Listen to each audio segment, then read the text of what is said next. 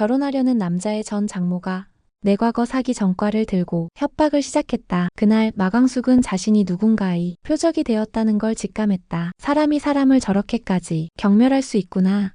눈앞에 선 박정수를 보고 처음 느꼈다. 그 눈빛은 살얼음 같았다. 마치 오래 묻힌 미움을 누군가의 얼굴에 뿌려대는 듯했다. 마광숙은 알 수 있었다. 저 여자는 자신을 단 한순간도 가족으로 받아들일 생각이 없다는 걸. 당신이 한동석이랑 결혼한다고? 박정수는 서류 가방을 열며 웃었다. 비웃음에 가까운 차가운 미소였다. 그쪽 같은 사람한테 우리 딸 자리 줄 수 없어. 박정수는 자리를 박차고 일어났다. 마광숙의 앞에 무언가를 툭 던졌다. 한 장의 서류였다. 광숙이 10년 전 벌금형을 받았던 사기 전과 관련 기사 스크랩. 결이 봄이 새엄마. 웃기지도 않네. 이거 아이들이 알면 뭐라고 하겠어. 그 순간 광숙의 심장은 조여왔다. 과거를 들킨 공포 때문이 아니었다. 단 한 번도 자신을 제대로 본 적 없는 사람에게 한 인간의 전부를 매도당했다는 치욕 때문이었다. 광숙은 그 서류를 가만히 들여다보았다. 손은 떨렸지만 얼굴은 움직이지 않았다. 그 사건, 잊고 살았던, 아니 묻고 싶었던 기억. 그녀는 한때 은행에서 근무했던 신뢰받는 직원이었지만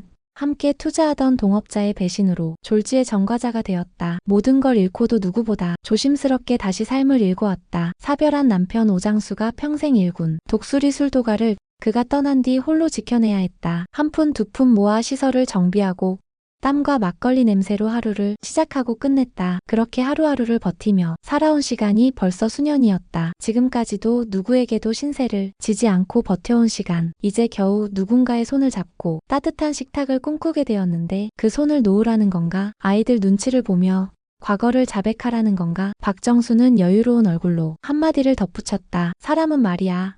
천은 타고나는 거야. 살다 보면 본래가 나오기 마련이지. 그 말은 단순한 멸시가 아니었다. 마광숙의 존재 자체를 부정하는 선언이었다. 그녀는 속으로 대냈다. 당신 딸은 세상을 떠났고 나는 이제 살아가려 하는데 왜 난 아직도 벌을 받아야 하죠? 그 물음은 누구에게도 들리지 않았지만 마광숙의 등줄기를 타고 뜨겁게 흘러내렸다. 잠시 후 박정수는 찻잔을 손에 들고 말했다. 내 딸은 한동석한테 너무 헌신했어. 그래서 그렇게 허무하게 떠난 거야. 그런 착한 아이가 왜 그렇게 죽어야 했는지 아나? 그 남자 옆에 여자가 생기면 또 똑같이 될까봐 두려운 거지. 그건 진심이었다. 딸을 먼저 떠나보낸 상실감. 그 빈자리에 누군가 들어오는 걸 막고 싶은 본능. 그리고 광숙이 자꾸만 살아있는 사람으로 보이는 게 불편한 마음. 증오 같지만 사실은 두려움이었고 질투에 가까운 마음이었다. 박정수는 아직도 사랑이라는 이름으로 딸을 놓아주지 못하고 있었다. 하지만 광숙은 묵묵히 찻잔을 내려놓고 자리에서 일어섰다. 누구의 자리를 대신하려는 생각 한 번도 한 적 없습니다. 저는 제 인생을 살아가는 사람입니다. 그 말을 끝으로 광숙은 문을 나섰다. 등 뒤로 박정수의 찬 기운이 따라 붙었지만 그녀는 단단히 닫힌 문을 뒤로하고 오래도록 깊은 숨을 내쉬었다. 밖은 겨울비가 내리고 있었다. 우산도 없이 걸어가며 광숙은 속으로 대냈다. 과거가 사람을 흔드는 건 결국 현재를 얼마나 간절히 사느냐의 문제다. 그녀는 그날 처음으로 자신이 절대 다시 도망치지 않을 거란 확신을 가졌다. 내 딸 죽은 자리에 너 같은 여자? 난 그딴 막걸리 장수 절대 못 받아들여. 그 말은 날 선 칼처럼 마광숙의 귓가에 박혔다. 아무리 침착하려 해도 박정수의 독설은 마음 깊은 곳까지 찔러왔다. 그날 오후 마광숙은 LX 호텔 로비를 조용히 걸어 나왔다. 그녀가 떠난 직후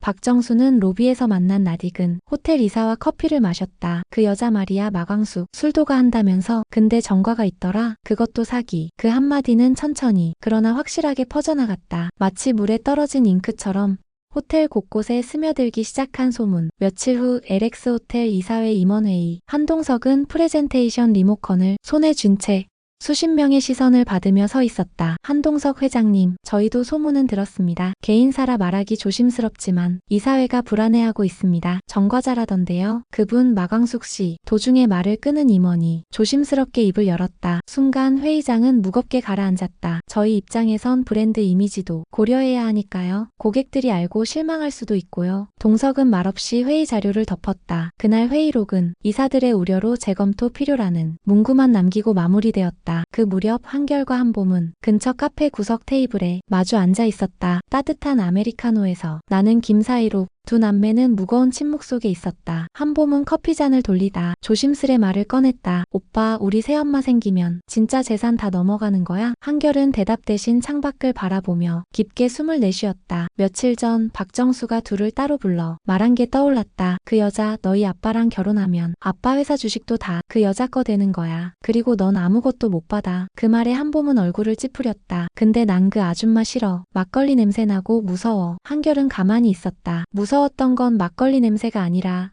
진실을 모른 채 마음이 다쳐가는 자기 자신이었다. 그날 저녁 한동석은 술도가를 찾았다. 막걸리 증기가 피어오르는 작업장 안에서 광숙이 혼자 항아리 뚜껑을 닫고 있었다. 힘들죠? 동석이 조심스레 물었다. 괜찮아요. 여긴 제가 있을 곳이니까요. 동석은 한참을 말없이 바라보다가 이야기를 꺼냈다. 호텔에 소문이 돌고 있어요. 전과 얘기까지 나왔어요. 아마 장모님이 흘린 것 같아요. 광숙은 멈칫했지만 곧 표정을 고쳐 잡았다. 처음부터 각오는 했어요. 쉽게 받아들여질 거라 생각한 적 없어요. 동석이 더 말을 잇기도 전에 광숙이 먼저 말을 끊었다. 저희 결혼 얘기 잠깐 미뤄요. 애들도 아직 저한테 마음 안 열었고요. 이런 상황에서 괜히 회장님까지 곤란하게 만들고 싶지 않아요. 동석은 침묵했다. 그 침묵 속엔 미안함, 분노, 무력감이 뒤엉켜 있었다. 며칠 후 독수리 술도가 시동생 오범수가 서류를 들고 들어왔다. 형수 이거 거래처에서 계약 해지하겠다는 공문이야. 이미 소문 들은 모양이야. 광숙은 종이를 받아들고 고개를 숙였다. 잠시 후 고개를 들며 조용히 말했다. 괜찮아요. 한두 군데 떠난다고 우리가 안 되는 집 아니에요. 처음부터 우린 바닥에서 시작했잖아요. 오범수는 말없이 고개를 끄덕였다. 그의 눈에도 광숙이 달라 보였다. 버티는 게 아니라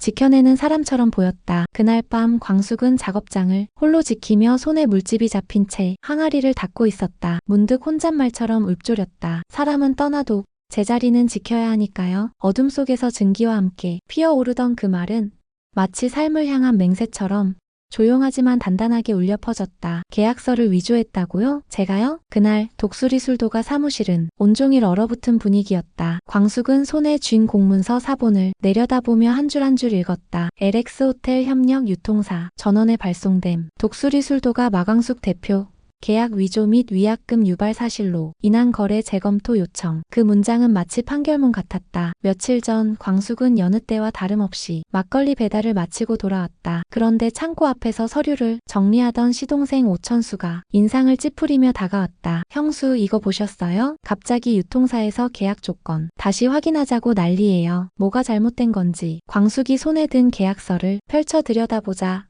익숙한 문장이 눈에 들어왔다. 하지만 단 하나 숫자 하나가 달랐다. 위약금 조항 1천만 원, 3천만 원. 이건 내가 도장 찍은 게 아니에요. 이건 우리 계약서 원본이 아니야. 그날 밤 광숙은 집무실에서 문서를 펼쳐놓고 비교했다. 분명히 자신이 작성한 원본과 사본의 내용은 달랐다. 하지만 유통사에 전달된 건 바뀐 버전이었다. 그제야 그녀는 깨달았다. 이건 단순한 실수가 아니었다. 누군가 의도적으로 독수리, 술도가를 흔들고 있었다. 다음날 아침 경찰서에서 광숙은 조사를 받았다. 경찰은 정중했지만 질문은 날카로웠다. 계약서 최종 버전은 어떤 경로로 유통사에 전달되었습니까? 제가 유통 담당자에게 직접 전달했어요. 그런데 그 버전은 아니었어요. 혹시 내부에서 계약서를 바꿀 수 있는 사람이 있습니까? 광숙은 말없이 손을 움켜쥐었다. 머릿속에 스쳐간 얼굴이 있었다. LX 호텔 기획실장 배상국. 며칠 전 배상국은 그녀에게 이런 말을 한 적이 있다. 회장님과의 관계 좋을 때 끝내세요. 호텔 이미지엔 별로 도움이 안 돼요. 그 말이 협박이었을까? 아니면 예고였을까? 한편 호텔 내부 이메일 시스템에서 익명으로 유출된 문건이 언론에 전달됐다. LX 호텔 재무 개선 방안, 독수리 술도가와의 관계 정리 필요, 브랜드 이미지 개선 및 주가 안정화를 위함. 기사로까지 보도되자 광숙은 더 이상 참을 수 없었다. 이건 누가 꾸민 일이에요. 누가 언제부터 날 밀어내려 했던 거예요? 한동석은 기사를 읽고 곧장 광숙을 찾아왔다. 막걸리 항아리 앞에 앉아있는 그녀는 다 젖은 수건으로 손을 감싸고 있었다. 그의 눈에는 분명 피곤함을 넘어선 단념이 보였다. 광숙 씨, 경찰서에서 조사받았다는 얘기 들었어요. 나도 이건 가만히 있지 않을 겁니다. 광숙은 그제야 고개를 들었다. 이럴 줄 알았어요. 그래서 아예 기대도 안 했어요. 하지만 이건 술도가를 무너뜨리려는 짓이에요. 그녀의 목소리는 떨렸지만 두려움보다 분노가 앞섰다. 그날 밤 독수리 술도가 앞마당, 광숙은 홀로 작업장을 지키며 서류들을 정리했다. 뒤늦게 돌아온 오범수가 말없이 그녀 옆에 앉았다. 형수 진짜 우리가 계약서 바꾼 거 아니잖아요. 근데 왜 이런 일이 벌어졌을까요? 광숙은 조용히 고개를 저었다. 누군가 LX 호텔 안에서 시작한 거야. 우릴 제거하고 싶었던 누군가. 그날 밤 광숙은 마지막으로 항아리 뚜껑을 닫으며 작업을 마쳤다. 손등엔 물집 자국이 선명했다. 천천히 두 손을 모으듯 감싸며 혼잣말처럼 중얼였다. 막걸리는 정직하죠. 손이 정성을 쏟으면 그 맛은 배신하지 않아요. 사람도 마찬가지예요. 언젠가는 누가 거짓말했는지 드러나게 되어 있어요. 그 말은 조용히 어둠 속을 타고 퍼졌다. 마치 진실이 언젠가 밝혀지리라는 예고처럼 뿌연 막걸리 증기처럼 은근하게 스며들고 있었다. 거짓말은 결국 냄새가 납니다. 술이 상하듯 사람도 언젠가는 드러나죠. 그날 저녁 마광숙은 술도가 뒷마당에서 장독을 닦고 있었다. 바람은 불어와 땀을 식혔지만 마음 한켠은 여전히 덥고 무거웠다. 손끝은 늘 익숙한 막걸리 항아리를 닦고 있었지만 마음은 도무지 믿기 힘든 현실을 붙들고 있었다. 며칠 전부터 LX 호텔 유통사들의 퍼진 정체불명의 계약서. 그녀는 기억에 없는 그 서류로 인해 경찰 조사를 받았고 사람들의 시선은 한순간에 차가워졌다. 거래처는 연락을 끊기 시작했고 술도가의 명성은 심하게 흔들렸다. 위약금 조작이라는 말이 돌았고 광숙은 이유도 모른 채 죄인처럼 고개를 숙여야 했다. 그날도 경찰서에서 조사를 마치고 돌아온 광숙은 사무실에 틀어박혔다. 서류 더미를 뒤적이며 하나하나 거래 기록을 검토하던 그녀 앞에 조용히 문이 열렸다. 한동석이었다. 광숙 씨. 그녀는 고개도 들지 않고 대답했다. 무슨 일이죠, 회장님? 동석은 말없이 서류 한 장을 내려놓았다. 이 사람 박정수 여사 댁에 출입했던 가사도우미 랍니다. 그런데 광숙이 서류를 받아들고 눈을 좁혔다. 민간조사원이네요. 이름도 주민등록번호도 가짜. 동석은 고개를 끄덕였다. 최근 몇 달간 박 여사 댁에 머무르면서 주변 거래처와 접촉한 정황이 포착됐습니다. 광숙의 손이 떨렸다. 그 모든 퍼즐 조각이 한순간에 맞춰졌다. 거래처마다 말을 아꼈고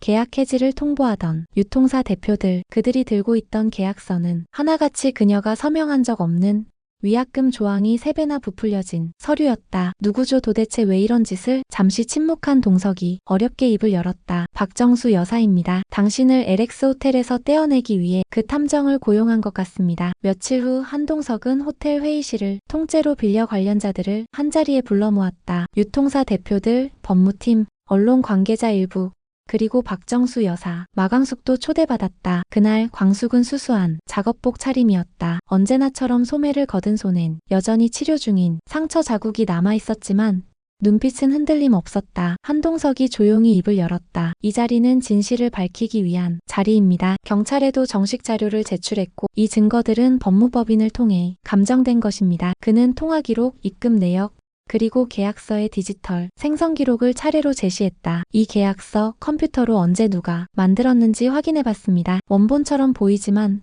사실은 며칠 전에 조작된 거예요. 그 말에 사람들의 시선이 박정수에게 쏠렸다. 처음엔 피하던 박정수는 끝내 굳은 얼굴로 고개를 들었다. 난 그저 우리 딸 자리를 지키고 싶었을 뿐이야. 그 아이 그렇게 허무하게 떠났잖아. 그 자리에 또 다른 여자가 오는 건 그냥 받아들일 수 없었어. 정적이 흘렀다. 그 정적을 깬 건 마광숙도 한동석도 아닌 한결이었다. 할머니, 그게 이유가 돼요? 사람 인생 망치는 게 딸 그립다고 해도 이렇게까지 하면 안 되죠. 그 순간 박정수의 눈가가 흔들리기 시작했다. 마치 오래 억눌렀던 감정이 무너진 듯 고지어 그녀는 조용히 자리에서 일어나 광숙 앞에 무릎을 꿇었다. 미안하다. 내가 너무 집착했어. 널 그렇게 나쁜 사람 만들고 싶진 않았는데 그렇게 돼버렸어. 광숙은 말없이 그녀를 바라보다가 조용히 말했다. 전 누구의 자리를 대신할 생각 애초에 없었습니다. 그 자리는 누구 것도 아니에요. 다들 각자 삶이 있는 거죠. 저도 제 삶을 살아가고 싶었을 뿐입니다. 그 말에 회의실 안엔 더 이상 아무 말도 없었다. 다만 사람들의 눈빛 속에선 조용한 존중이 번지고 있었다. 며칠 후 독수리 술도가 앞마당, 장독대 사이로 은은한 막걸리 향이 퍼진다. 첫 증기가 오르며 항아리 뚜껑이 하나둘 열리고